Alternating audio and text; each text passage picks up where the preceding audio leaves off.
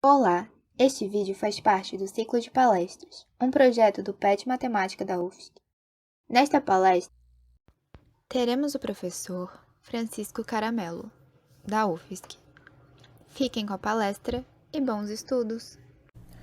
Olá pessoal e bem-vindos a mais uma palestra do ciclo de palestras do PET. Eu sou o professor Francisco Caramelo, eu sou professor do Departamento de Matemática da UFSC aí faz pouco tempo, estou desde o fim de 2019 aí, e portanto, todo esse período a gente passou praticamente no ensino remoto, então eu conheço poucos dos alunos da graduação ainda, inclusive aproveito a oportunidade, aproveito o convite, agradecer aí o convite do PET, por falar que já que essa é uma maneira da gente se aproximar mais. E parabenizo o PET também por manter esse ciclo de palestras, que eu acho que é muito bom para a graduação, que ele exista. Bom, meu trabalho de pesquisa, ele é sobre geometria diferencial. Eu trabalho, mais especificamente, eu trabalho com foliações riemannianas. E, bom, eu gosto de estudar a relação entre a geometria transversa, a curvatura transversa dessas foliações com a topologia transversa. Então eu acabo usando muita topologia algébrica também. Então está mais ou menos aí no meio nesse meio termo, nessas relações entre geometria e topologia, mas mais especificamente com geometria riemanniana. Embora não seja sobre isso que a gente vai falar hoje, eu queria falar sobre um tema que fosse acessível a todo mundo, que é um tema que não tivesse pré-requisitos, mas ainda assim é um tema geométrico que a gente vai tratar. Eu quero falar sobre o número π e por que ele está errado. Errado é entre aspas, como está escrito aí, porque, é claro, o número π não está errado, ele é nada errado com π igual a 3,141592, etc. Não se trata disso, mas errado num sentido estético e num sentido pedagógico. O objetivo dessa palestra é que isso fique claro, por que π está errado, esteticamente errado e pedagogicamente errado, e qual é a solução para isso, que é o número tal, que vem resolver esse problema, ou pelo menos tentar. Tá? Então, claro, a gente vai começar falando do número π, só para a gente relembrar que o π, você tem um círculo com comprimento C ou circunferência C e raio D. No português, a palavra circunferência, às vezes ela remete ao comprimento do círculo, às vezes ela remete ao próprio objeto, Aqui a gente vai estipular que circunferência é o comprimento, já está se tratando da medida, do comprimento. Então a gente vai falar da circunferência de um círculo, que é a medida, o comprimento dele. Nessas situações, você define π como sendo a circunferência sobre o diâmetro, como você está acostumado. E, bom, se você reparar que o círculo ele é invariante por homotetias, se você esticar ou contrair um círculo, o círculo é levado em outro círculo. Ou seja, se você faz R2 igual a lambda R1, então esse setorzinho circular aqui, S1, ele é levado sobre o S2 lá, e ele também cresce linearmente. Então o S2 é igual a lambda vezes S1. E daí você tira aqui o R2 sobre S2 é igual ao R1 sobre S1, porque o lambda cancela com ele, em cima e embaixo. E, portanto, se você fizer em particular o S1 e o S2 como sendo o círculo todo, você conclui que o π ele não depende do diâmetro do círculo, ele não depende do tamanho do círculo que você está considerando, certo? Esse número é invariante. É claro, esse número aí, como ele está falando sobre círculos, e círculo é uma forma geométrica extremamente básica e recorrente na matemática, é claro que esse número vai ser recorrente na matemática, de acordo. Por exemplo, aqui eu selecionei algumas fórmulas que ilustram isso. A primeira delas, é claro, a circunferência de um círculo de raio web você pode calcular assim, então, 2π vezes r. As funções circulares, seno e cosseno, como, é claro, elas envolvem um círculo, o período delas vai ter a ver com o π também, o número π também, ele aparece aqui.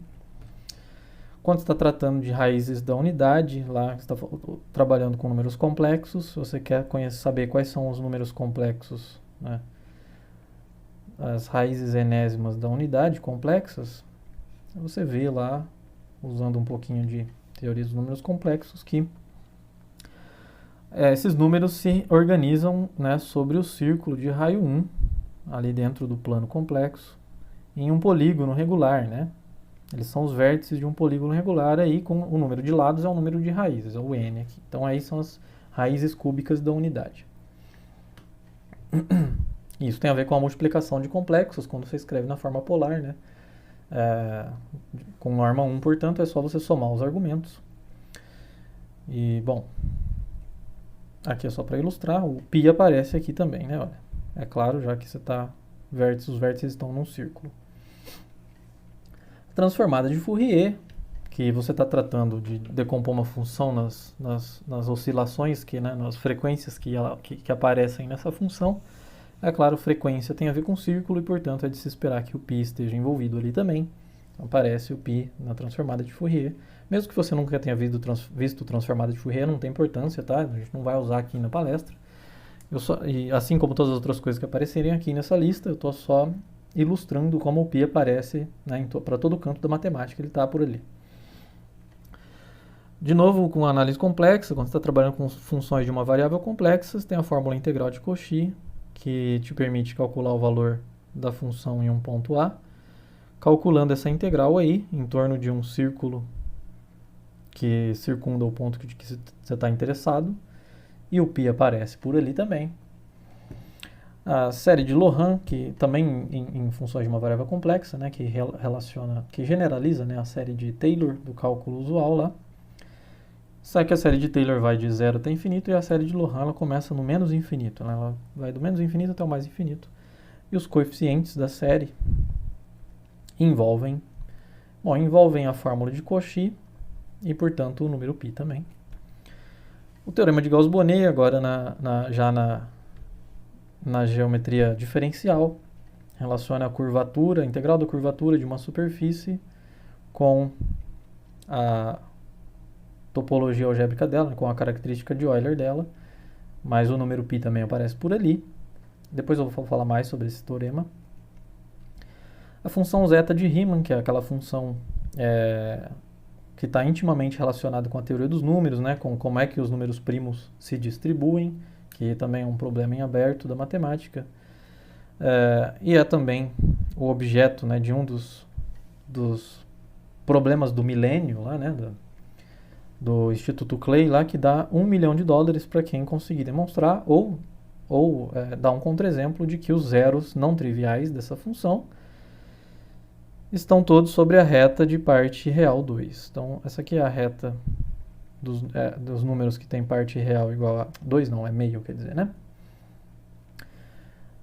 Então, essa função tem zeros, por exemplo, todos os números pares e negativos aqui, eles são trivialmente zero dessa função. Os outros zeros, né, conjectura-se que estejam aqui em cima, esse é o problema, é demonstrar que eles de fato estão. Mas para os outros números pares, aqui, você tem essa formulinha para calcular, que envolve os números de Bernoulli. E nessa formulinha, por exemplo, aparece o π também, mostrando que então ele também se relaciona com a teoria dos números primos e tudo mais. E é claro, se o número π aparece para todos os lados da matemática, ele aparece também em todas as ciências que usam a matemática, né? Por exemplo, na estatística, você tem a distribuição normal, que é aquela famosa distribuição de probabilidade lá, a maioria, né, muitos conjuntos de dados se distribuem dessa maneira, né, concentrados em torno de algum ponto. E o número π está por ali também, está o desvio padrão aqui, a esperança e tal, e o número π está por ali também aparece aí. Na física, você tem a constante de Planck, que é o menor comprimento que faz sentido fisicamente você falar sobre ele, né, o h. E da mesma maneira, quando você está trabalhando com momento angular e rotações, você tem um quanta, né, rotacional ali, faz sentido você definir o h cortado, que é a constante de Planck reduzida, que é a constante de Planck sobre 2π, é claro, você está falando de rotações, é natural que apareça o 2π ali, né? Então isso na física quântica, mas na teoria, na relatividade geral de Einstein também aparece, nas equações do campo de Einstein, por exemplo, que são a equação tensorial, né? São as equações em I e em J, e uma equação para cada I e J, que dizem como é que a matéria, a presença de matéria, faz o espaço-tempo se curvar, e é isso que você percebe como sendo a gravidade, né? E vice-versa, diz como é que a gravidade faz a matéria se comportar, né? E tudo isso é descrito por essa equação aqui, e o π está ali também, olha. Então o π aparece, é claro, um número muito famoso e recorrente, né? Por isso. Então essa listinha ilustra o quão presente o π é na matemática. Mas vamos falar um pouquinho sobre a história do π agora. É claro, isso aqui está longe de ser, né, uma história exaustiva do π, né? Eu vou só trazer alguns pontos aqui sobre isso. Várias das civilizações da antiguidade já traziam aproximações para o π. Por exemplo, você tem lá no papiro de Hind, no Egito, há 3.700 anos atrás. O papiro de Hind já traz a seguinte equação, para eles é uma equação, né, que eu coloquei aproximado, que a área de um círculo é aproximadamente a área de um quadrado, cujo lado é 8/9 do diâmetro desse círculo. Então, é claro, no papiro de Hind a coisa é expressada assim, sem usar o número π, porque nessa época nem a própria letra π existia, nem o alfabeto grego existia, a língua grega não existia em sua forma escrita ainda. Ela foi existir 500 anos depois disso, ainda esse papiro. Mas, agora usando a definição moderna, você pode fazer alguns cálculozinhos, conhecendo a área do círculo, né? E descobrir então que os egípcios aproximavam π por essa fração aqui, olha, e portanto por 3,16 mais ou menos. Já não era uma aproximação tão ruim, né? Só que, bom, acredita-se, né, que essa aproximação aí, pelo menos essa egípcia, e todas as que vieram antes dos gregos, ela era empírica, tá?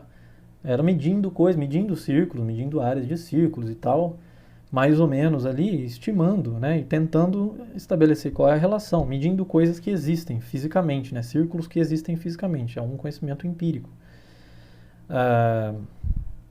Para isso se passar para algo, né, abstrato, requereu que os gregos surgissem, em particular o Platão surgisse com aquela filosofia dele de que existe um mundo das ideias, um mundo idealizado, né, e é lá que mora a matemática.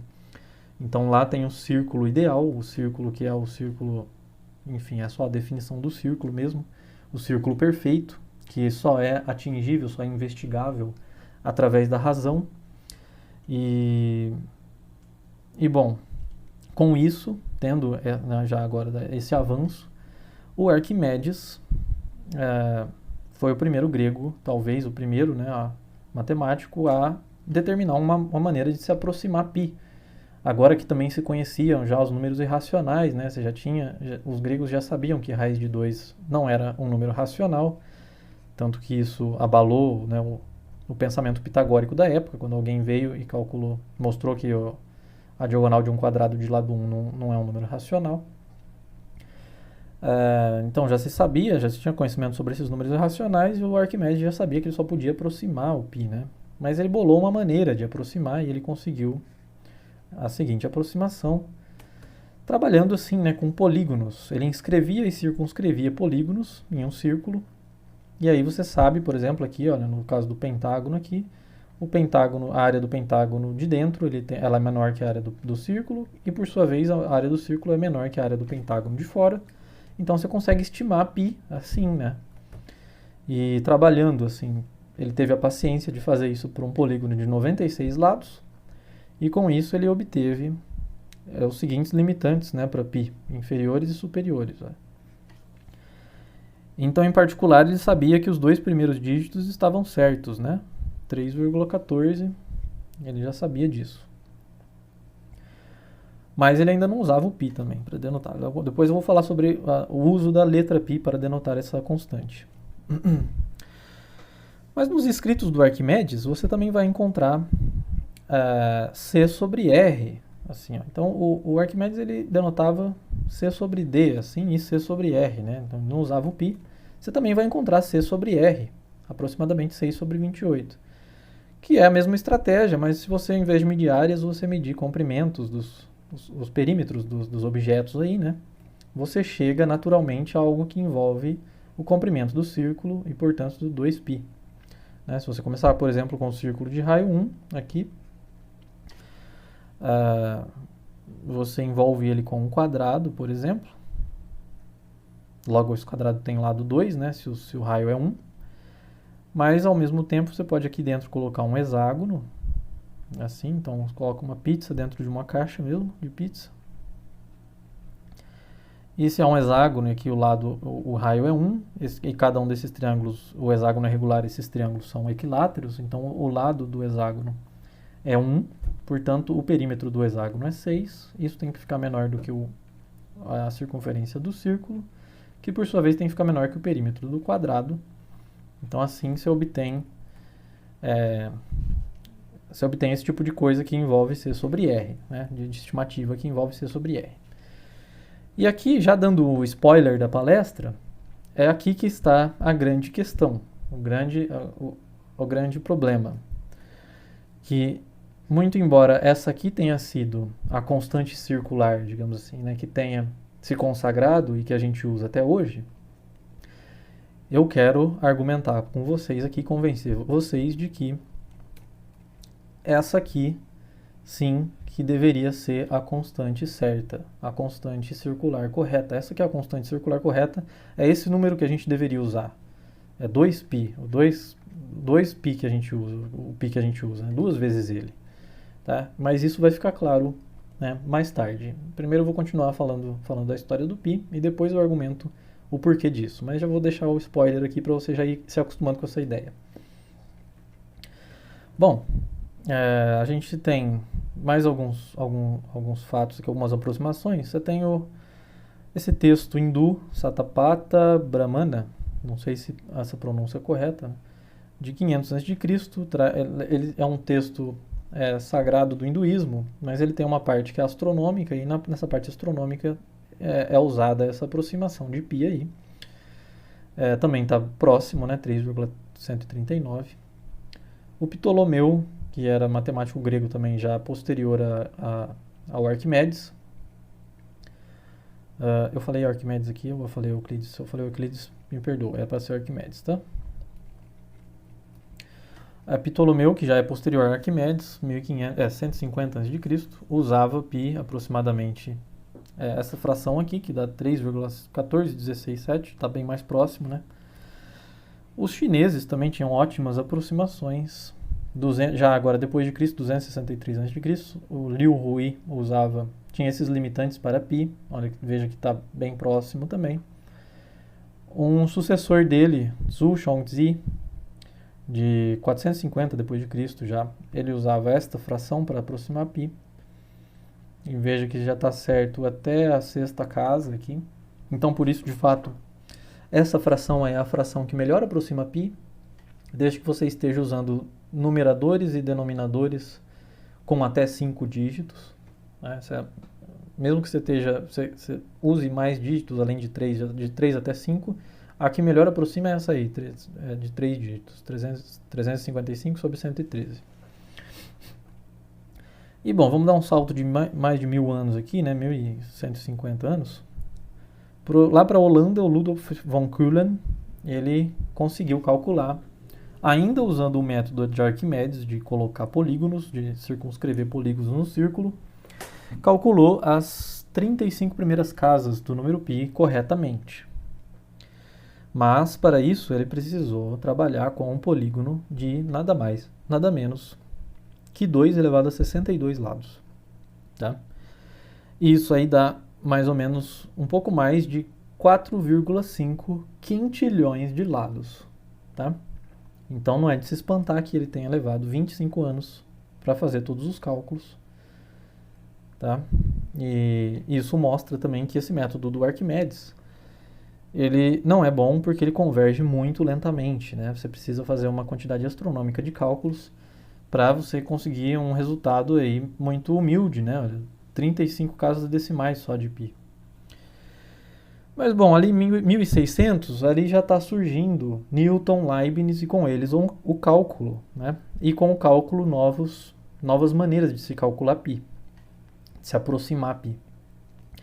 Eu vou falar de uma aqui do Newton, que, bom, mesmo usando o cálculo, né? Mesmo que ela use o cálculo em algum momento, você não precisa de tanto cálculo assim. Na verdade, a ideia vem do triângulo de Pascal, aqui que eu tenho certeza que vocês conhecem, né? O triângulo de Pascal, que organiza os números aí que aparecem na expansão binomial, né, nos coeficientes de uma expansão binomial. Né? Se você tem um binômio, tipo 1 mais x aqui, que eu já vou escrever assim porque vai ser útil para a gente, elevado a n, quando você expande isso, aqui nos coeficientes, os coeficientes formam a enésima linha do triângulo de Pascal. Né?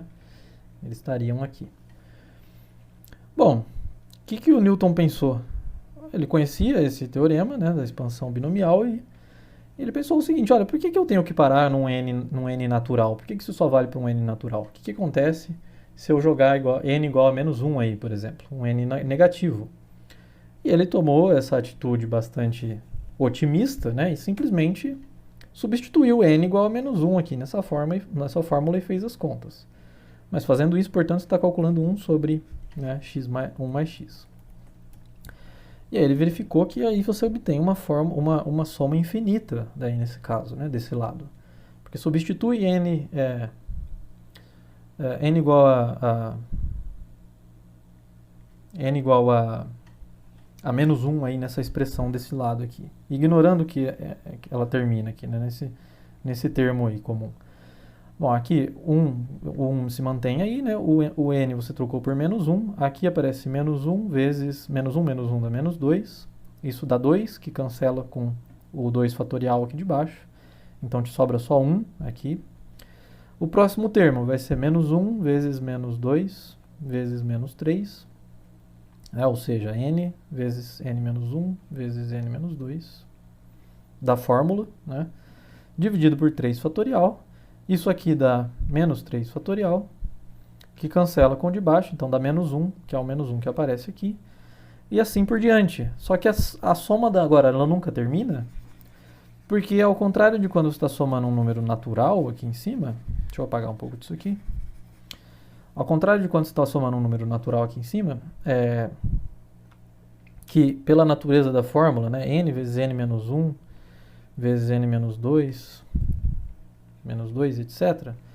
Quando você estiver na n mais 1ª parcela, você iria obter aqui em cima um n menos n, e portanto um fator zero, que ia zerar a parcela toda, e daí para frente todo mundo zera, então a soma termina em n.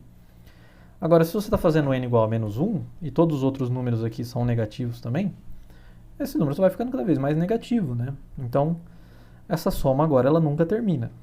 E, de fato, o Newton reparou que ele podia escrever isso aqui assim.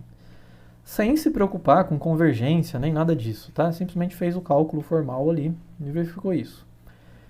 Então, veja, ele percebeu que ele podia continuar o triângulo de Pascal aqui para cima, né? Essa linha aqui corresponde ao n igual a 0, né? Já que qualquer coisa elevada a 0 é igual a 1. Essa linha corresponde ao n igual a 1. Essa linha corresponde ao n igual a 2, etc. Você tem agora a linha aqui que corresponde ao n igual a menos 1. E ela é uma linha infinita, que fica oscilando entre 1, menos 1, 1, menos 1, 1, menos 1, etc. Né?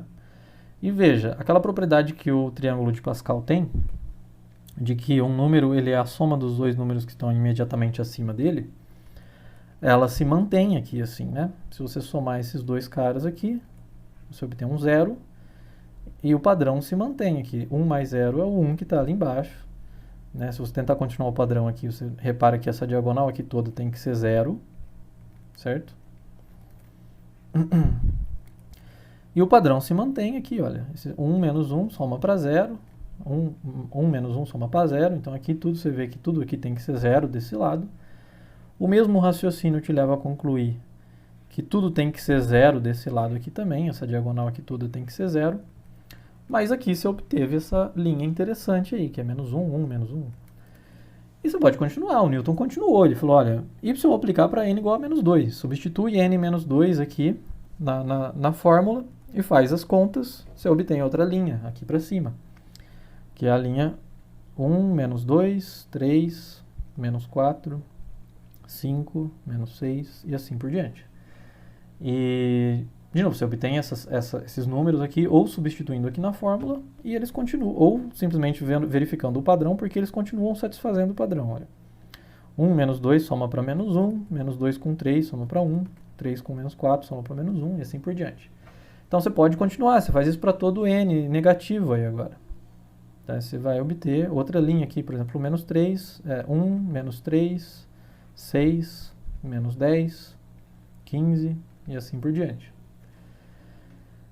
E veja, se você perceber bem, o triângulo que está se formando aqui, ele nada mais é que o triângulo original de Pascal, que estava aqui embaixo, rotacionado, né, de 1/3. Se você rotacionar, os números são iguais, a única coisa que muda é que esses aqui os daqui de cima vêm com um sinal alternando o sinal de menos, né? Então é como se essa parte aqui fosse a parte negativa do triângulo de Pascal e aqui embaixo você tem a parte positiva do triângulo de Pascal, que é o que você conhece. Mas com isso o Newton preencheu, né, o triângulo de Pascal para um plano de Pascal, né? Então é muito bonitinho por causa disso. Por isso que eu resolvi abrir esse parênteses aqui nessa palestra para falar disso. Só que o Newton não parou por aí também. Ele falou, olha, e entre esses números aqui? Por exemplo, aqui entre o 0 e o 1, que eu tenho o número 1 sobre 2 aqui. O padrão se mantém? E sim, ele descobriu que você tem aí essas várias... Você tem como completar essas lacunas aí ainda, meio que fazer um contínuo de triângulo de Pascal aí. Então foi lá, todo feliz na fórmula e otimista, e jogou n igual a meio na fórmula.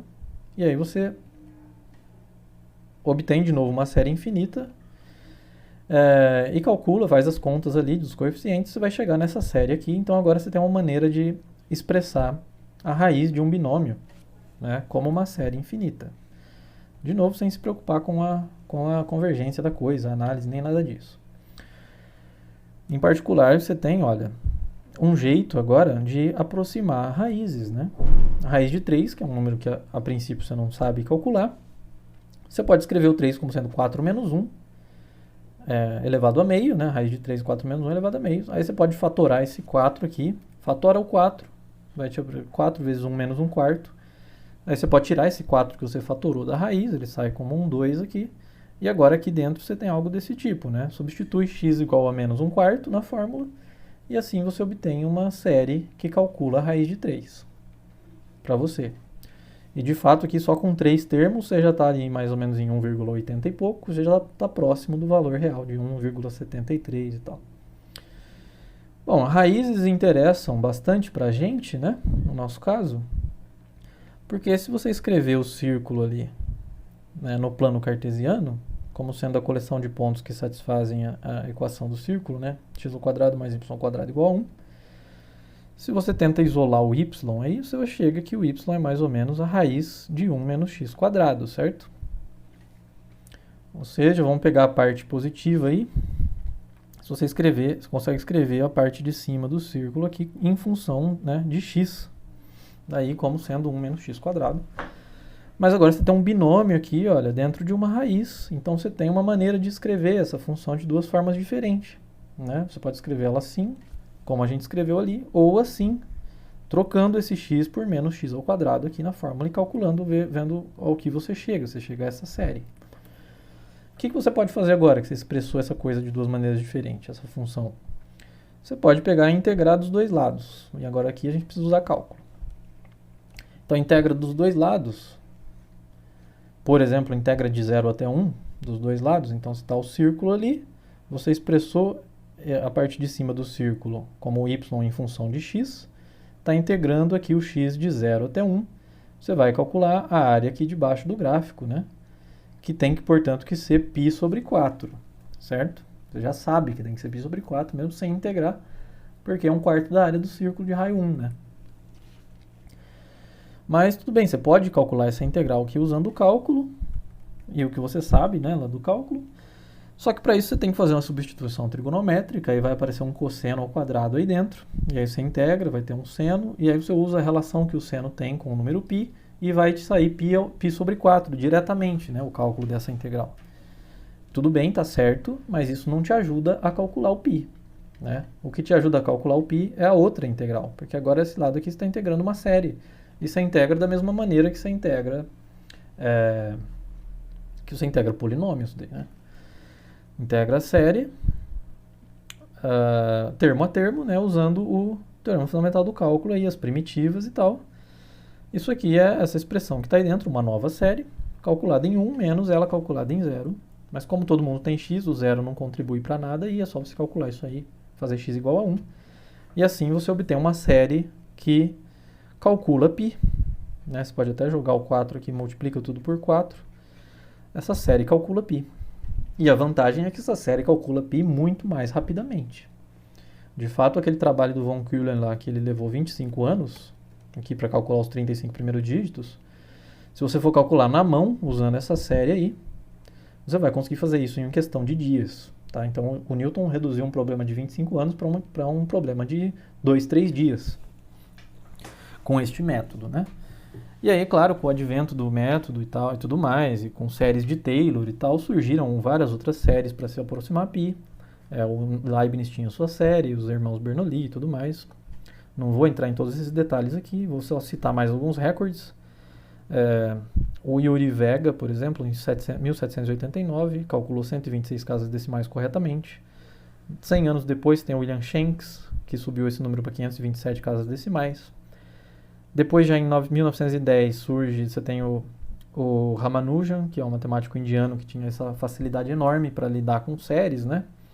Ele descobriu essa série aqui, que não calcula π, calcula 1 sobre π, mas tudo bem, depois você só inverte, né? E a vantagem dessa série é que ela converge muito, muito rapidamente. Cada termo dessa série a mais que você calcula te dá 8 casas decimais de π a mais.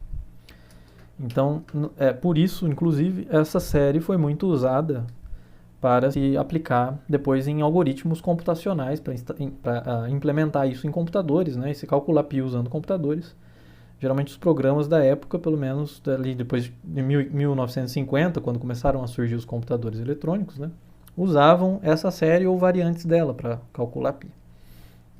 E aí, bom, depois dos computadores a coisa explodiu, né? Em 89 você já tem 1 bilhão de casas decimais do π calculadas com o computador, né, usando pelos irmãos Chudnovsky. E o recorde atual é do Timothy Mulliken, do ano passado, que calculou nada menos que 50 trilhões de casas decimais do π. Então, tudo bem, essa foi uma breve história do número π, mas falta um pedaço, um capítulo da história, né, que é a notação. Né, como eu disse, a notação do π surgiu em algum momento, todo mundo daqui para baixo já usava a notação, né, π igual a c sobre d, igual a 3,14 e tal.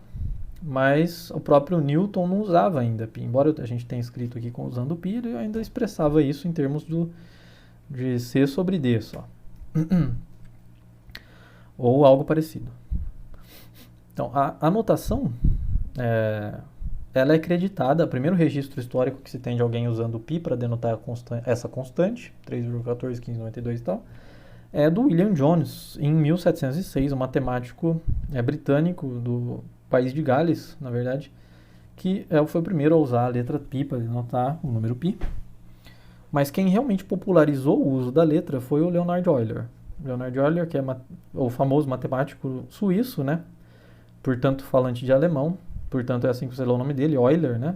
Não Euler. Já que no alemão, sempre que tem um E seguido de um U, você lê Oi. Assim como você lê Freud, né?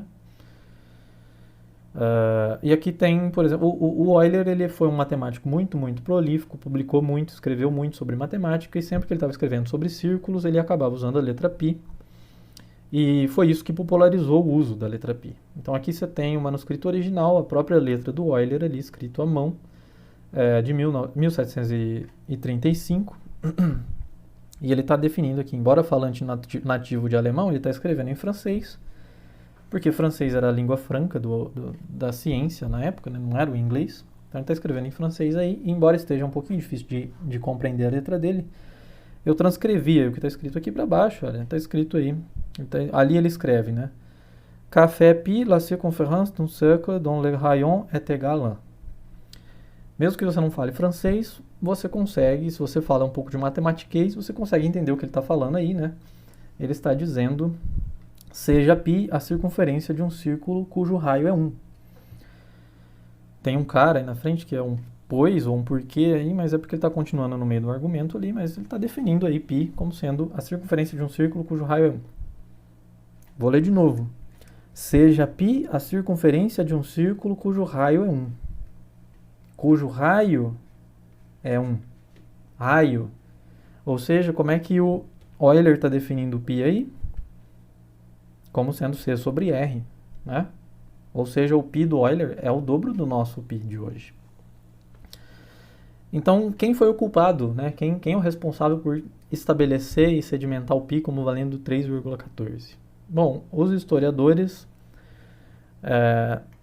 dizem que é este livro de análise aqui, de cálculo de 1748, que introdução à análise infinitesimal, dessa editora aqui, escrito em latim, que lá no capítulo 8, olha como você pode ver aqui, ele está falando de metade da circunferência, de uma circunferência, e aqui ele traz, embora esteja um pouquinho, a imagem não está lá aquelas coisas, né, de qualidade, aqui nessas 3 linhas você tem vários e vários dígitos de π, aí 3,14 e tal.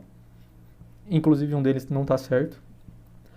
E logo na linha da frente, aparece aqui no texto que por brevidade vamos denotar por π. Essa bolinha preta aí que você está vendo é uma letra π. E é a este livro que se atribui a notação ter ficado famosa por causa dele, né? E a partir daí, π foi definitivamente 3,14. Então, 14, 15 e tal, a constante que a gente está acostumado hoje. Então, de quem é a culpa? Bom, é do próprio Euler. Essa é a capa do livro, e o livro é dele. Então você fala, nossa, mas por que, né, que o Euler está definindo aqui, ele está definindo a constante que eu vou argumentar com vocês é a constante certa, 6,28, 31, 85 e tal, o dobro do π que a gente usa. E aqui no livro, e foi justamente, né, infelizmente, foi justamente essa a constante que se consagrou, ele mesmo está definindo a metade. Por quê? Bom, porque o Euler ele não estava aí interessado em definir para sempre a constante circular que ia ser a constante que ia ser usada eternamente para se falar sobre círculos. Ele estava trabalhando em um problema e ele definia, embora ele usasse a letra π sempre que ele estivesse tratando sobre círculos, ele definia, né, de acordo com o contexto, a maneira que lhe conviesse mais. Portanto, se ali num problema ele estivesse trabalhando com algo que envolvia um quarto de círculo unitário, ali ele ia definir, seja π o comprimento de um quarto de círculo. Se fosse metade, ele ia definir ali no momento π igual a 3,14 e tal. Se fosse o ângulo inteiro, o comprimento do círculo inteiro, como ele está definindo aqui, aí seria π igual a 6 sobre 6,28 e tal, o dobro do que a gente conhece hoje.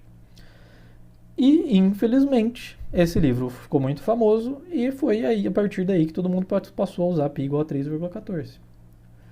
E aí, infelizmente, porque π está errado, definido assim, como eu vou argumentar com vocês agora. Tá? Errado, de novo, saliento, entre aspas, né? Não é que o π 3,14 está errado e tal. É porque ele está esteticamente errado e, pior que isso, pedagogicamente errado. Então, a primeiro indício de que você tem disso é que se você define π da maneira que a gente define hoje, C sobre D, você está usando o diâmetro.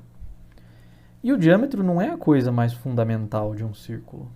A coisa fundamental de um círculo é o raio.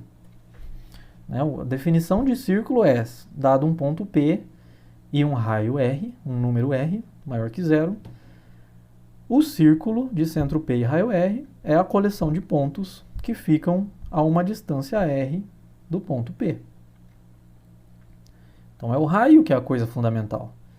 Por definição, portanto, você só tem uma figura que tem raio constante, é o círculo, né? Diferente do diâmetro. O diâmetro, você tem o círculo que tem diâmetro constante, mas você tem várias outras figuras que têm diâmetro constante. Então o diâmetro não define unicamente o círculo. Aqui você tem um exemplo e já, inclusive, a maneira de construir exemplos, né? Você começa com um triângulo, aí você coloca o compasso, aí traça esses círculos, assim você vai determinar uma figura que tem diâmetro sempre constante igual ao lado do círculo. Você pode fazer isso para qualquer polígono que você quiser. Assim você obtém infinitas, né? Um infinito inumerável de figuras não circulares com diâmetro constante. Na verdade, não precisa ser nem irregular o seu polígono. Aqui tem uma receitinha de como você constrói uma figura, né, de diâmetro constante a partir de um triângulo que não é regular.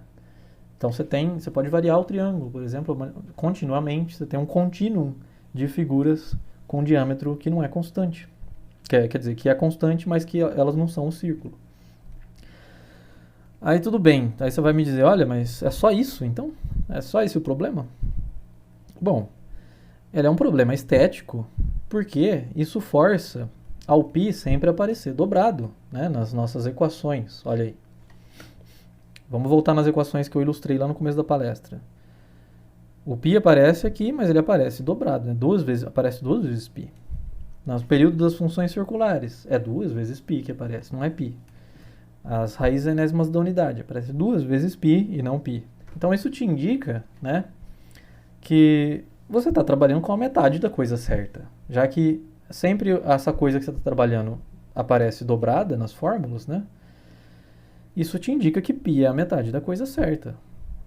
Π é metade do comprimento do círculo de raio 1, não é o comprimento todo. Por que a gente trabalha com metade do comprimento, né? Não faz sentido. Ele sempre aparece dobrado nas fórmulas. E bom, esse é o problema estético, tá? E logo eu vou falar de um problema maior, que é o problema pedagógico que esse problema estético causa, que eu acho que é mais sério. Mas antes disso, eu vou abrir outro parênteses aqui e vou falar, deixa eu voltar aqui nos slides onde a gente estava, eu vou falar sobre a constante circular certa, que é o dobro do π, portanto, que é trabalhar com C sobre R, já que R é dimensão, digamos assim, né? A medida fundamental de um círculo é o raio dele, não o diâmetro. E esse número aqui, então, essa constante, que é, portanto, 2 vezes π, que é a constante que eu vou argumentar com vocês, é a constante correta. O primeiro argumento já foi, né? É que o raio é a coisa fundamental do círculo e não o diâmetro. Mas, para falar sobre isso, eu vou falar sobre as propostas para se consertar, sobre as propostas de notação para isso aqui. E aí já é um bom momento, então, para eu falar sobre as referências dessa palestra, né? Embora não esteja acabando a palestra aqui, porque cada um sugeriu um símbolo, né? Para trocar, já que você não pode usar o próprio símbolo π, né? Você tem aí 3 séculos de matemática sendo feita e de cultura matemática se acumulando usando o número π, desde que o Euler escreveu naquele livro lá, o π como sendo 3,14, 15 e tal. Então você não muda isso da noite para o dia, na verdade isso é um problema quase impossível de você resolver, né? Isso é uma falha na matrix da matemática que é quase impossível da gente resolver, dada a popularidade, né, do π e o quão disseminado já está, né? É muito difícil uma coisa depois que ela já está sendo usada sistematicamente, você trocar. Então você não vai chegar lá simplesmente no seu texto e escrever que, olha, esse texto usa π igual a C sobre R e, portanto, 6,28 e tal, no seu texto, porque daí alguém lá no meio do seu texto, sem ter lido o texto inteiro, vai ver uma fórmula, vai achar que π vale 3,14, 15 e tal, e vai entender tudo errado e coisas sérias podem acontecer, pontes podem cair, né? Aviões podem cair. Então é óbvio, π a gente não pode usar mais. Mas então, bom, deixa eu falar sobre as referências. É claro, a ideia da palestra ela não é minha. Tudo isso, perceber que o π estava errado, né? E sugerir uma maneira de se corrigir isso é responsabilidade desse matemático estadunidense aqui, o Bob Palé, que escreveu esse artigo em 2001, inclusive é o nome da palestra, π está errado, né? E nele ele traz esses vários argumentos, que a gente já viu alguns e vamos ver alguns outros ainda, de por que o π está errado. E ele sugere, nesse artigo, que a gente use, ele sugere o símbolo, né, para C sobre R, então, que é igual ao 2π. ele sugere que se use um pi com 3 perninhas, assim. E isso tem uma série de desvantagens, né? E eu acho que esse é um dos motivos desse artigo não ter viralizado e isso não ter virado um assunto comum e recorrente na matemática. Eu mesmo fui ouvir sobre isso ali 2015, 2016 e tal. E como eu disse, já recentemente esse assunto deu uma viralizada, né? Então mesmo que talvez alguns de vocês já tenham visto vídeos sobre isso, por exemplo, no YouTube, ou lido sobre isso. Mas logo eu vou falar sobre o responsável por ter viralizado o artigo. Então isso é ruim porque essa não é uma letra que existe.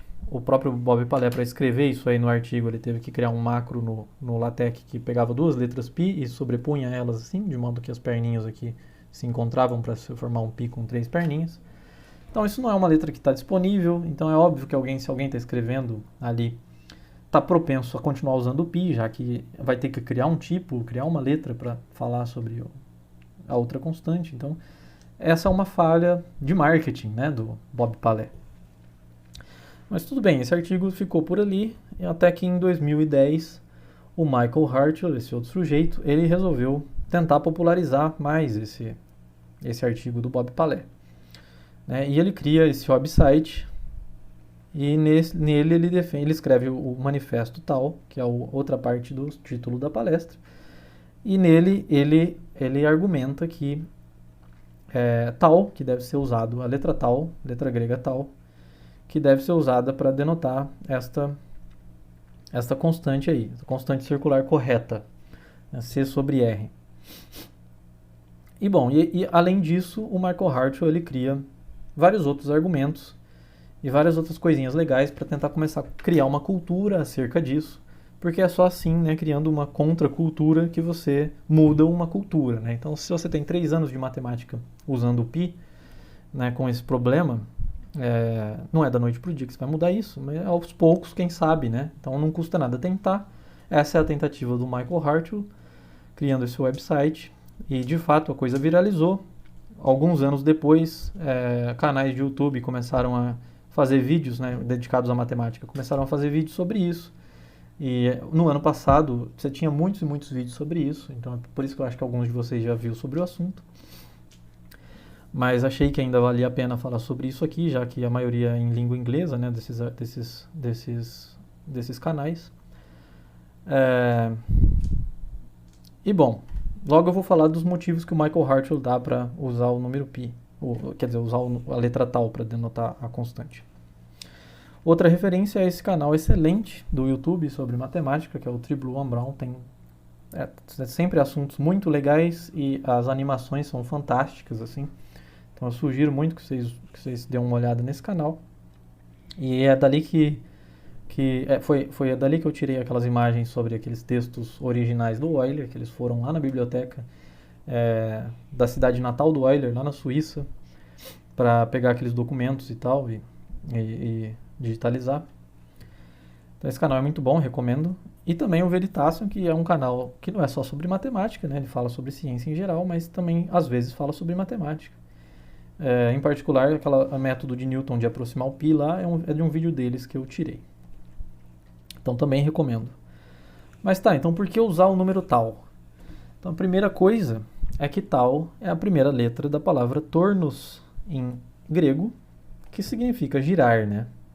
Então quando você gira, claro, a ação de girar traça um círculo, né? Então tudo tem a ver com a teoria. E é a primeira letra da palavra tornos, que também é a raiz da palavra em inglês, turn, né?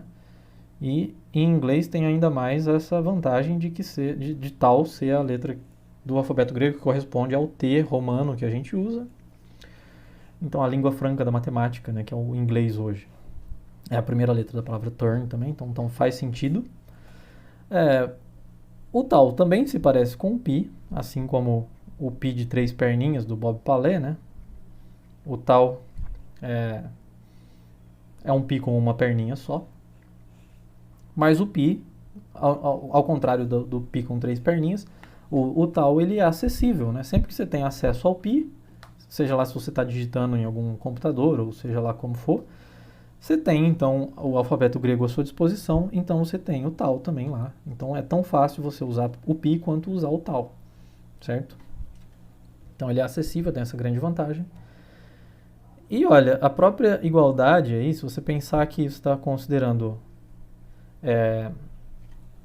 alguma coisa dividido por 1, né? Ou por um escrito em romanos, aí se você quiser. Se você quiser que isso fique igual a alguma coisa, a mesma coisa, dividido por 2, ou 2 em romanos, aí, ou duas coisinhas, você tem que multiplicar por 2, né? Isso aqui lembra a letra tal, isso aqui lembra a letra π, e isso tudo já te remete à equação que relaciona o tal com o π. Então você tem essa mnemônica legalzinha aí para você usar também. E, bom, nem a parte cultural, que o Pi, né, já tem estabelecido, por exemplo, o dia do Pi, que é o 14 de março, né? Porque quando você escreve 14 de março da maneira que os americanos escrevem, fica 314, que são os primeiros dígitos do Pi, né? Você tem também o dia do tal. Felizmente, você multiplicar tudo por 2 ali não muda, você não cai fora do calendário, né? Então você tem o dia 28 do 6, que são os primeiros dias do tal. Então você não perde o dia do Pi, já se você gosta do dia do Pi, você não perde isso. Inclusive, olha, é o que o Michael Hart resolveu usar para dar nome ao website dele, o dia do tal. E, bom, eu vou entrar agora no assunto do problema pedagógico de se usar o Pi, tá? Porque o Pi de fato é um desastre pedagógico. E eu quero ilustrar isso logo com um círculo trigonométrico mesmo. Usar o π para fazer trigonometria é desastroso. Tá? Imagina que você não sabe ainda, que você não está acostumado a usar o π lá desde a sua 6ª, 7ª série do ensino fundamental. Você não está acostumado com o π, isso aí não tá sedimentado na sua cabeça há anos. Né? Ou então imagina que você está ensinando trigonometria pela primeira vez para uma criança. Se você vai usar o π para medir radianos, por exemplo, né, ou medir ângulos, ou medir comprimentos sobre o círculo, que dá na mesma, né? Você começa aqui do zero, certo? Começando aqui com o ângulo zero. Aí você deu meia volta, quer dizer, você deu 1/4 de volta no círculo, você chegou em π sobre 2, certo? Você só não acha isso estranho porque você está muito acostumado. Mas dar 1/4 de volta e chegou em π sobre 2 não é uma coisa que faz muito sentido estético, né? Não é harmonioso isso. Mas tudo bem. Continua, dá mais 1/4 de volta. Então agora você deu meia volta no círculo, você chegou em π. Também estranho, né? Já que você deu meia volta em algo, você chegou em π. Dá 3/4 de volta e você chegou em 3π sobre 2. Também não faz muito sentido, né?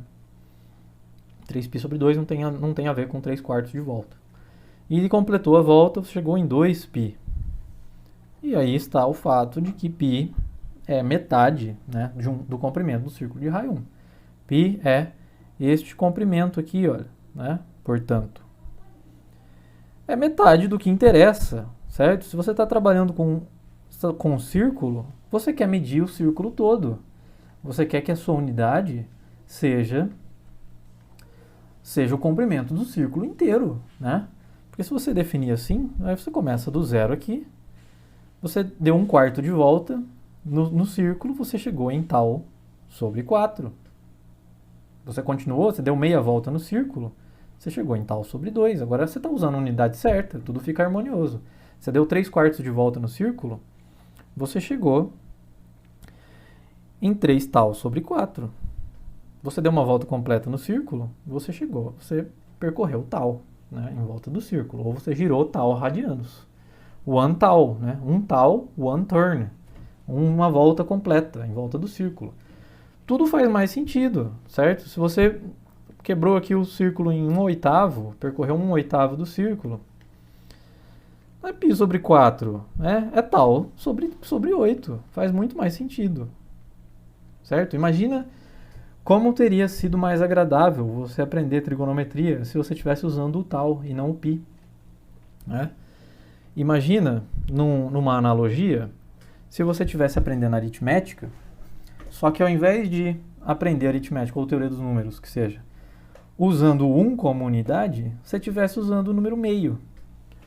Isso é uma insanidade, né? É insanidade você ensinar aritmética para alguém usando o meio como unidade.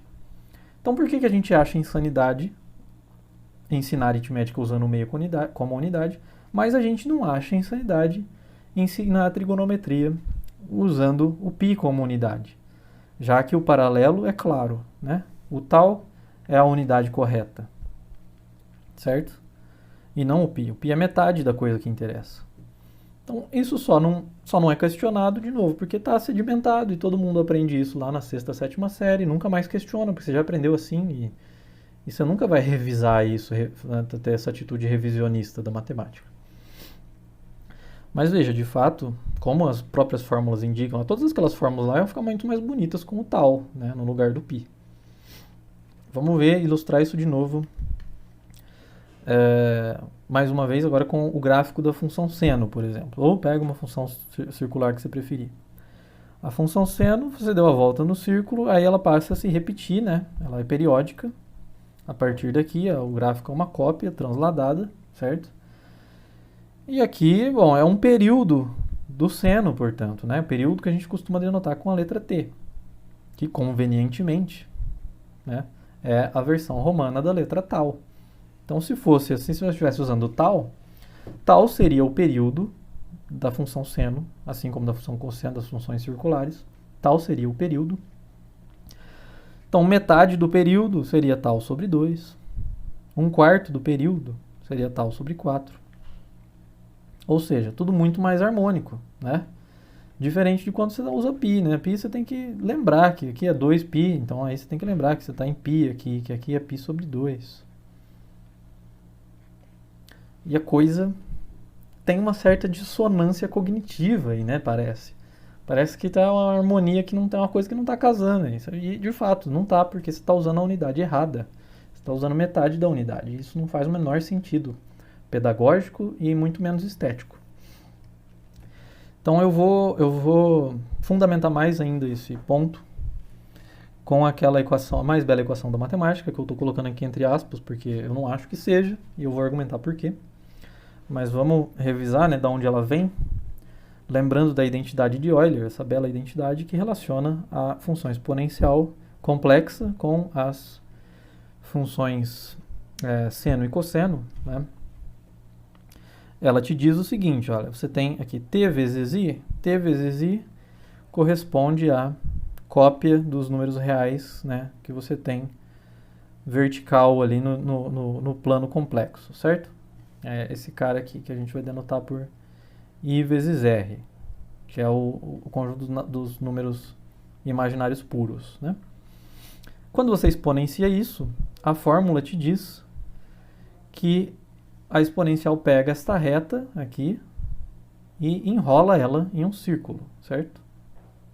No círculo de raio 1, já que seno e cosseno aí parametrizam o círculo de raio 1, né? O círculo, de novo, visto aqui, olha, como subconjunto dos números complexos, né? De fato, é um subgrupo do grupo dos números complexos com a multiplicação, né? O C menos o zero com a multiplicação, porque se você pega e multiplica dois números complexos, usando a forma polar, né? Se eles têm norma 1, o produto deles também vai ter norma 1, e a soma, quer dizer, o produto deles vai ser a soma dos argumentos, o número que tem, cujo argumento aqui sobre a circunferência é a soma dos argumentos dos outros. E isso te diz também que a exponencial, né, isso ilustra o fato de que a exponencial tem a propriedade de levar somas em produtos, né? Ou seja, ela é um homomorfismo de grupos, né? Em particular, ela é restrita a esse cara aqui, que é isomorfo como grupo, né, ao próprio R com a adição. É um homomorfismo de grupos, né, entre o R e a S1, como um grupo multiplicativo aqui. De fato, essa própria equaçãozinha, talvez compense a gente abrir um parênteses aqui também. A própria identidade de Euler aí, mais esse fato aqui, te ajudam a demonstrar aquelas fórmulas, né, soma do arco o seno da soma de dois arcos e o cosseno da soma de dois arcos. Caso por um acaso tenha esquecido essas fórmulas, você pode relembrar elas assim, né? Olha, você escreve e elevado a mais b i, aplica por um lado a identidade de Euler, isso aí é cosseno de a mais b, cosseno de a mais b, mais i seno de a mais b. Por outro lado, você usa essa propriedade da exponencial aí, que ela é um homomorfismo. Então, e elevado a ai vezes e elevado a bi. E aí aqui você usa de novo a identidade de Euler, né? Você vai ter, vou escrever tudo, vai, cosseno de a mais i seno de a, vezes cosseno de b mais i seno de b. E aí você faz todas essas distributivas aqui, você vai ter um número complexo igual a outro, e aí o número complexo só é igual a outro se a parte real é igual à parte real e a parte imaginária é igual à parte imaginária. E aí você compara, né, a parte real do que surgir desse lado aqui, ela é a expressão para cosseno de a mais b, e a parte imaginária que surgir desse lado aqui é a expressão para o seno de a mais b. Então, já que esta era uma maçã que estava baixa e era só a gente pegar aí, né, também compensou abrir esse parênteses aí. Mas vamos voltar para a identidade de Euler. A demonstração não é difícil, né? Ela é simples o suficiente para a gente ver aqui, basta que você saiba a fórmula de Taylor. A fórmula de Taylor que você conhece lá para a exponencial real, ela também vale para a exponencial complexa. Em particular, ela vale para os números da forma t vezes i, os imaginários puros.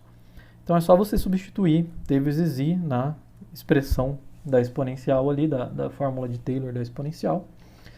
Então você obtém isso, e agora você vai pegar e fazer o seguinte, você quebra essa soma, primeiro você vai somar os índices que são pares, e depois você soma os índices que são ímpares. Ou seja, escreve ela assim, tá? Não é toda a série que você pode pegar e mudar a ordem, né, das parcelas que você está somando. Mas essa aqui, como ela é absolutamente convergente, você pode. Então faz isso, e agora você usa o que você sabe sobre o número complexo i, que é o quadrado igual a menos 1. Então aqui i elevado a 2n é a mesma coisa que menos 1 elevado a n, certo? Aqui que tem o i elevado a 2n mais 1, esse mais 1 você pode escrever ele como um i aqui, e esse i, por sua vez, você pode até fatorar para fora da série aí. Então aqui também te sobra um menos 1 elevado a n. Aí, tá? E o resto deixa como está. Então você escreveu assim. E aqui você reconhece daí a fórmula, a série de Taylor do cosseno. E aqui a série de Taylor do seno. E aí está a identidade de Euler. Então, geralmente, depois que se fez isso, se calcula, se substitui, né, o caso particular t igual a π. Aí, se você troca t igual a π, desse lado você obtém e elevado a π vezes i, e aqui você obtém o cosseno de π menos 1 e o seno de π zero. Então, você obtém esta identidade. Que é interessante, né, mas tem uma coisa que incomoda nessa identidade, não é? Tem esse sinal de menos aí. E esse sinal de menos, ele vem justamente porque você substituiu por π, né? E como a gente viu lá atrás, a exponencial trata de pegar a reta e enrolar ela sobre um círculo. Então, se você está pegando a reta e percorrendo π sobre a reta com ela enrolada sobre um círculo, o que essa equação te diz geometricamente é isso, né? Olha, gire ou caminhe π unidades, né, sobre o círculo de centro 0 e raio 1, partindo do 1, que você vai chegar no menos 1. É isso que essa equação aí diz geometricamente, né? Ela diz que percorra este caminho que você vai chegar no menos 1. Percorra este caminho, é isso aqui, que você vai chegar no menos 1. Tudo bem. Então, como esse menos 1 aí, ele incomoda, e é óbvio que ele está aí, né, porque você está usando o π, e o π te diz, o π é metade do comprimento de um círculo de centro 0 e raio 1, né, então você vai andar sobre esse círculo π, você vai chegar no menos 1, é claro. Então, como esse menos 1 incomoda, geralmente os autores eles já tratam de somar um dos dois lados dessa equação aí para você chegar nisso, né? Porque agora tem uma soma ali de mais 1 e o 0. E isso ainda aparece um 0 aí e tudo mais, e aparece a soma. Então, geralmente vem aquele tipo de argumento assim, né? Que, olha, Essa equação é muito bonita, porque ela relaciona os 5 números mais importantes da matemática, o número de Euler, o π, a unidade imaginária, o elemento neutro da multiplicação, o 1, o elemento neutro da adição, o 0. Além de tudo, tem a operação de mais, a soma, tem a multiplicação, tem a exponenciação, tem um sinal de igual. Então, nossa, como é bonita essa equação.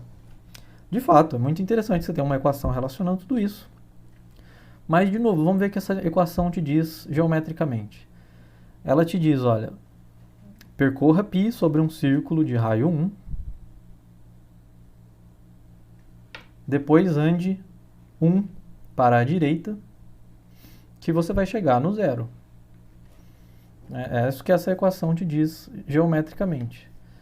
Então, ela não é tão bonita assim geometricamente, né? Porque o que esse caminho tem de especial? Esse caminho é um caminho estranho, ele não é nem simétrico, né? Você tem que girar e depois andar para frente aqui. Então, eu não acho tão bonita essa equação assim. Eu acho que mais bonito que isso seria, ao invés de trocar o t por π, ali na identidade de Euler, você troca o t por tal. Assim como a própria notação já te convida, né? Já que o tal é a versão grega do t. Troca t por π, por tal aqui, você obtém e elevado a tal vezes i, é igual a cosseno de tal agora é 1, e o seno de tal é 0 de novo. Então você obtém esta equação aqui. E essa equação é mais bonita, na minha opinião, porque, primeiro, ela tem a constante circular certa, né? Então aí sim está aparecendo números importantes da matemática.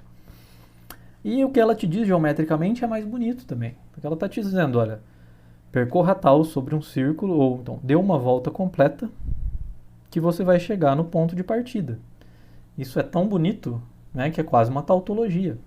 É uma tautologia, de fato, né? E, bom, se você ficou triste que com ela você perdeu o 0 aqui, né, e a soma aí, então você está envolvendo só 4 números importantes, não tem problema. Assim como você passou daqui para cá de uma maneira completamente artificial, você pode simplesmente escrever essa equação assim. Soma 0 aí, que não muda nada. E agora você tem de novo os 5 números mais importantes da matemática relacionados a uma equação aí. Só que agora, de fato, o número mais importante é acerca de círculos, que é o tal, né, e não o π. Então essa equação, na minha opinião, é mais bonita. Ainda assim, eu não acho que é a mais bonita da matemática. Para mim, a equação mais bonita da matemática é essa, só que é na minha humilde e particular opinião, de Francisco Caramelo. E um dia eu ainda vou fazer uma palestra só sobre essa equação, que é o teorema de Gauss-Bonnet, né? Principalmente o teorema de Gauss-Bonnet escrito com a constante circular certa. Porque geralmente a gente costuma escrever, né, ele assim, com 2π vezes a característica de Euler.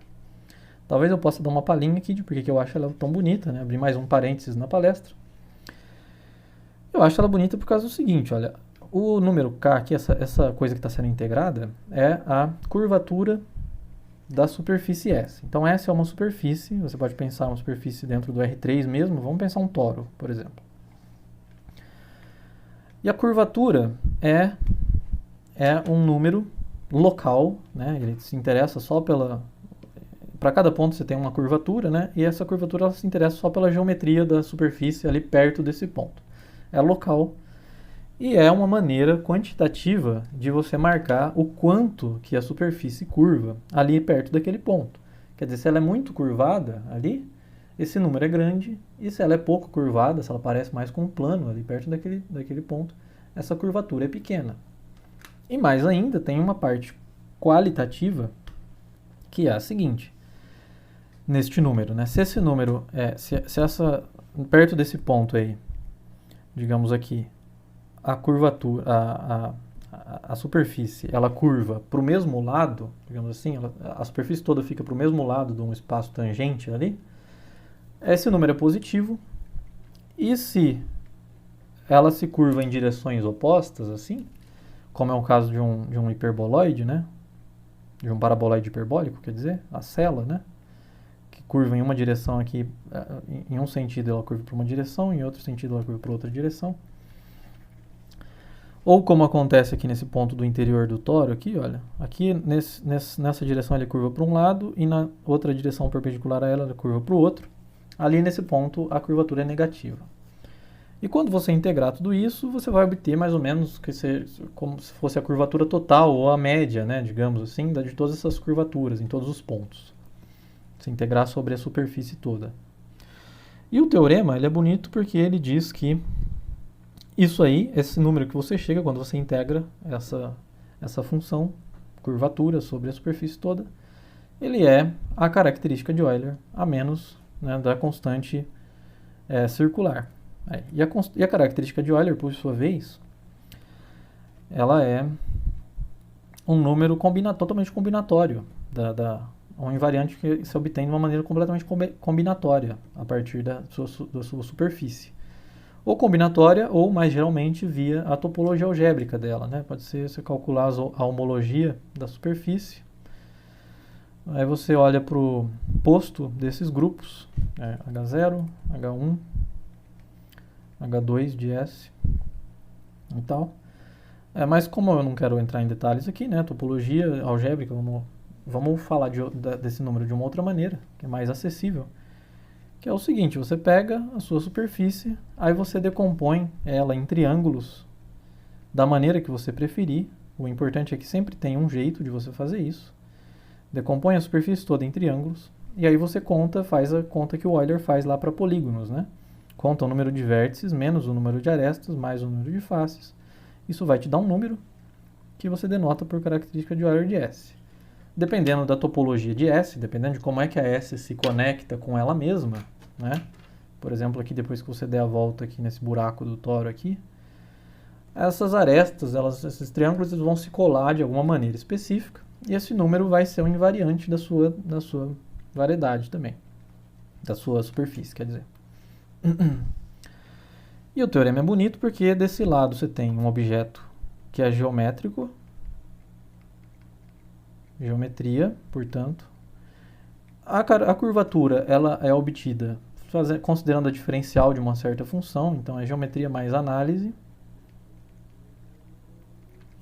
E ainda mais aqui que está integrando, que também é uma operação da análise, né? E deste lado você tem a topologia da superfície. Topologia que você não está interessado no formato específico, né? Você pode deformar, você está livre para deformar as coisas. Nota que esse número nunca muda, né? Nunca mudaria se você deformasse o toro, porque você deforma todos os triângulos ao mesmo tempo, a conta continua sendo a mesma. E que você pode calcular via a álgebra, né? A topologia algébrica, porque o número de vértices tem a ver com esse grupo aí, o número de arestas tem a ver com este grupo aqui, o H1, e o número de faces com esse grupo aí. Então aqui é a topologia mais álgebra.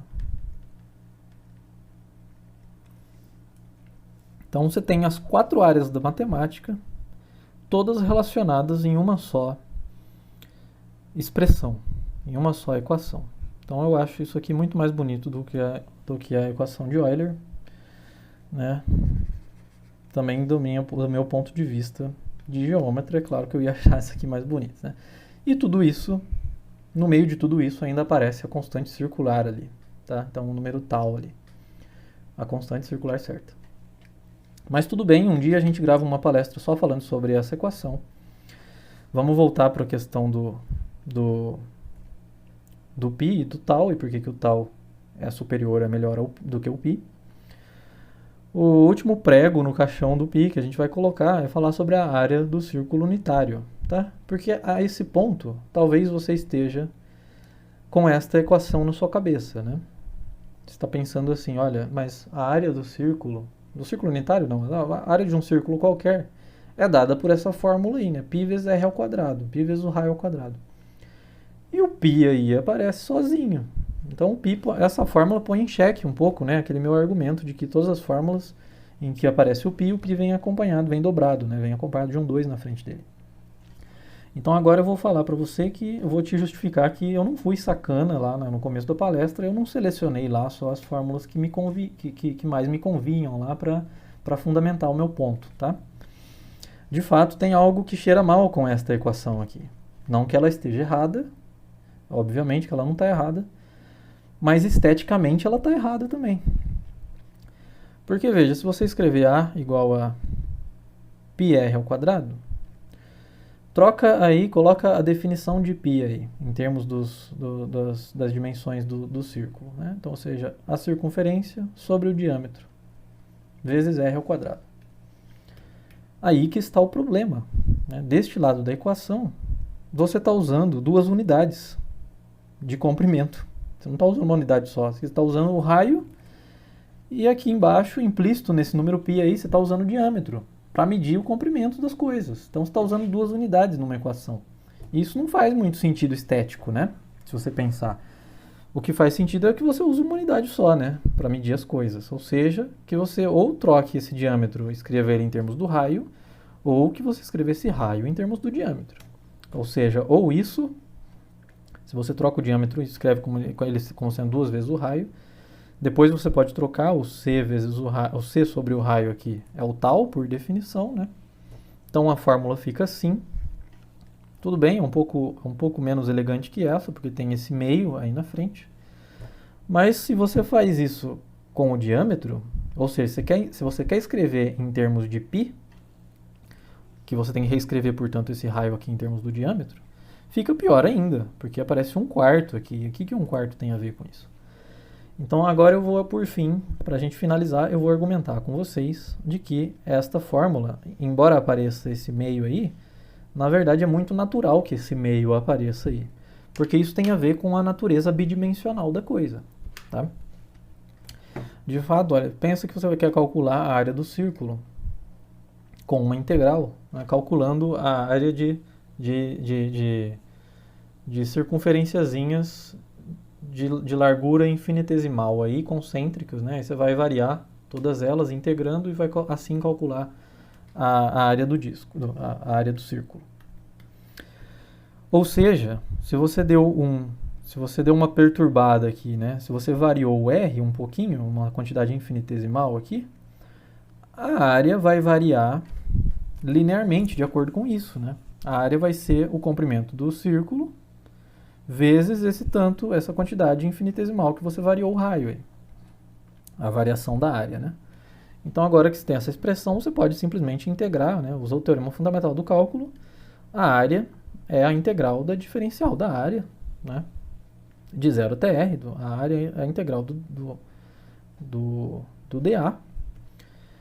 E a troca agora, né? Que você tem essa igualdade, escreve isso aí, já que você está integrando de 0 até r, você vai passar por todas as circunferenciazinhas infinitesimais aí, né, desde o 0 até o r, integrando e assim calcular a área do círculo. Troca para algo que envolve o dr, então, assim ficou você está integrando de 0 a r algo que envolve dr.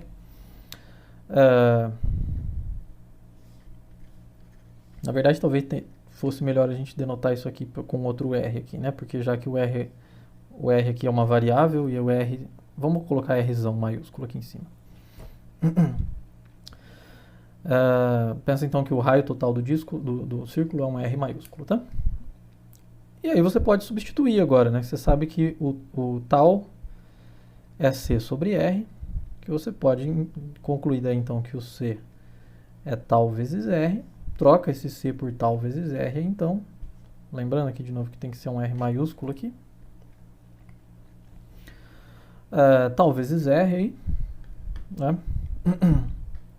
E agora você só vai se integrar, olha, você está integrando r dr. Isso você sabe integrar. Como é que você integra isso? Eu uso o teorema fundamental do cálculo e a primitiva da função r. Qual que é a primitiva da função r? É r quadrado sobre 2. Ou seja, quando você fizer essa integral, você vai obter aqui, vamos trocar esse r de novo aqui por r maiúsculo, que fica sumindo, né? R maiúsculo. Você vai obter a fórmula que estava lá, olha. 1 sobre 2 tal vezes r ao quadrado, que é essa fórmula aqui. Então é natural que esse 1 sobre 2 esteja aí. Não é muito natural que tenha um quarto aí. O quarto não tem nada a ver com a coisa, né? Isso te indica que mesmo essa fórmula aí em que o π aparece sozinho, quando o π aparece sozinho numa fórmula, é porque geralmente, né, não vou aqui falar em termos absolutos, mas geralmente tem algo de estranho com esta fórmula também, tá? Como é o caso que está ilustrado aqui pela fórmula mais simples de todas, em que o π aparece sozinho, que é essa aqui. Então, eu eu espero que todos esses argumentos que a gente viu aqui hoje acerca do tal ser maior que π, não só, né, como um número, mas também como um conceito. O tal é melhor que π como unidade para você trabalhar com círculos, para você fazer trigonometria. Tal é a unidade certa, na verdade, né? Tal é a coisa, é o comprimento do círculo de raio 1. É claro que ele tem que ser a unidade certa. Depois que você vê essa coisa, fica mais que óbvio que ele tem que ser a unidade certa.